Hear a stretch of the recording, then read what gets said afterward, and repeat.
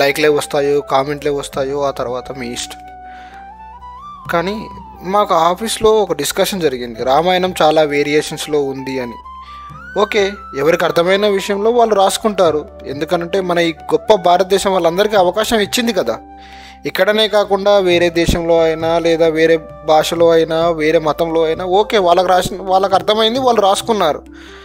కానీ ఈరోజు దసరా సందర్భంగా మా ఫ్రెండ్ ఒక స్టేటస్ పెట్టాడు వాట్సాప్లో, రావణ హీరో ఆఫ్ ద లంక అని. అవును, నాకు తెలియదు రామాయణం గురించి మీకు తెలిసినంతగా. కానీ ఒక్కటి మాత్రం నిజం, రావణుడు ఎంత గొప్పవాడైనా, ఆయన రాజ్యంలో ప్రజలను ఎంతో గొప్పగా చూసుకున్నా, ఒక బంగారు రాజ్యాన్నే నిర్మించినా ఎదుటివారి భార్యను చూసి మోహించడం అనేది మన సనాతన ధర్మం ఒప్పుకోదు. లక్ష్మణుడు శూర్పణఖ ముక్కు కోశాడు అన్న కోపంతో వచ్చిన రావణుడు ఏం చేయాలి? ఒక మొగాడైతే రాముడితో మాట్లాడాలి లేదా లక్ష్మణుడితో మాట్లాడి ఏం చేశాడు? వచ్చిన పనేంటి? చేసిన పనేంటి?